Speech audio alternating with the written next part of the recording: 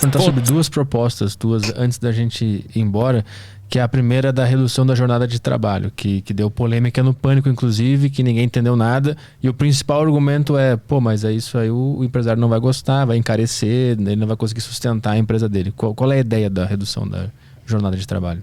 Então, na verdade, o empresário não vai gostar mesmo. Ele quer aumentar a jornada de trabalho e não reduzir. Porque quanto mais o trabalhador trabalhar, um único trabalhador trabalhar por aquele mesmo salário, é mais riqueza que ele está produzindo e que vai ser apropriada pelo empresário. Esse é o ponto. Uhum. O que eles não entenderam no Pânico é que, para nós, marxistas, é fundamental a ideia de que é o trabalho que produz a riqueza. E os economistas liberais, eles negam isso. E aí, quando eu perguntei, então quer dizer que você está dizendo que é o trabalho que produz a riqueza? Ele falou assim, claro. Aí eu falei, gente, é isso mesmo.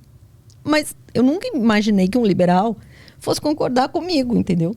Por isso que ficou aquela situação assim. Eu falei, então, o que a gente pergunta é, se é o trabalho que produz a riqueza, por que o trabalhador não fica com ela? Bom, mas essa é outra história, assim. Para todo mundo que é socialista, comunista, marxista, entendeu? Eu falei, gente, eles caíram.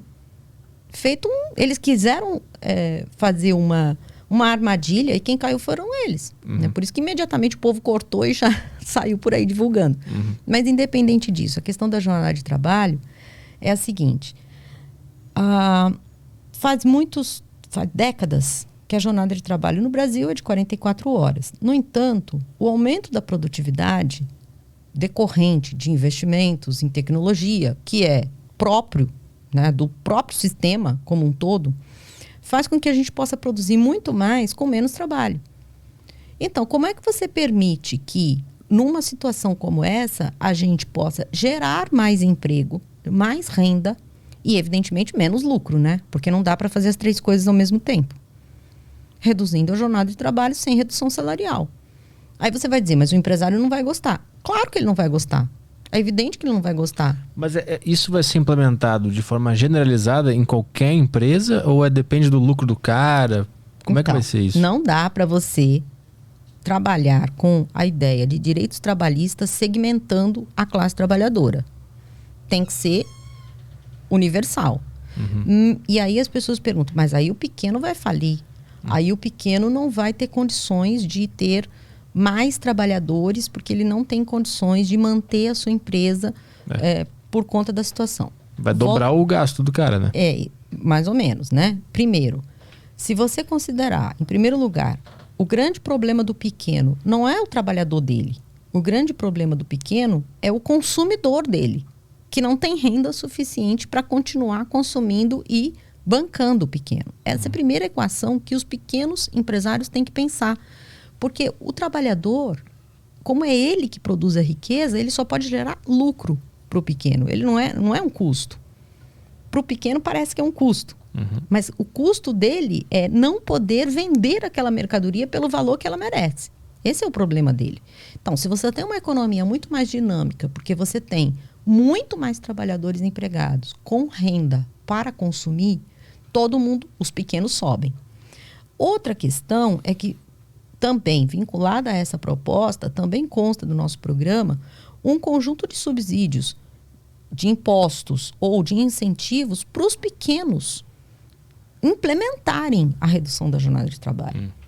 Mas a gente tem que considerar que, por mais que seja o pequeno e o médio empresário que gere a maior parte do emprego no Brasil, o que nós temos que fazer é com que o grande empregue mais. Porque é ele que lucra mais. E para fazer com que o grande empregue mais, ele tem que reduzir a jornada de trabalho. E não pode ser segmentado por setores de atividade. Tem que ser universal. O pequeno tem diversas outras formas de resolver o problema da existência dele. Volto a dar exemplos de países capitalistas. A França tem, na cidade de Paris, um grave problema. Eles têm muitos pequenos negócios, mercados, que são familiares, muitos deles. Qualquer pessoa que já foi para Paris vê lá aquelas lojinhas de fruta, todo bairrozinho, toda esquina tem umas lojas com um sujeito vendendo fruta, vendendo uns produtos ali. Os grandes mercados, supermercados, que por sinal são quase todos franceses, que compraram os brasileiros, Carrefour, Casino, etc., queriam entrar naquele espaço, que é um espaço de consumidores de renda alta, inclusive. Há uma proibição de terem hipermercados e shopping center na região de Paris.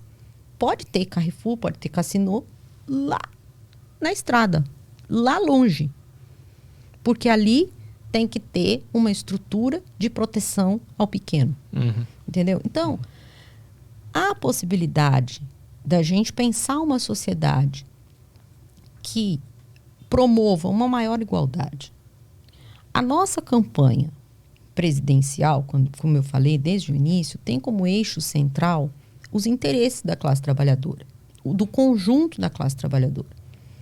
Porque o que nós temos visto nos últimos anos, e quando eu estou falando anos, eu estou falando de algumas décadas, é que entra governo e sai governo, e os interesses da classe dominante, dos empresários, são sempre atendidos.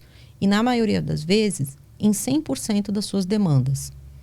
Os interesses do conjunto da classe trabalhadora não estão sendo atendidos e, muito pelo contrário, eles estão sendo piorados. Há também, por outro lado, né, um atendimento da população em situação miserável, de extrema pobreza. Isso, de fato, ocorreu, por exemplo, nos governos petistas. Mas não foram soluções estruturais, não foram soluções de longo prazo, tanto que a pobreza voltou, a miséria voltou. Porque se tivesse resolvido, de fato, o problema da fome no Brasil, ela não teria voltado, né?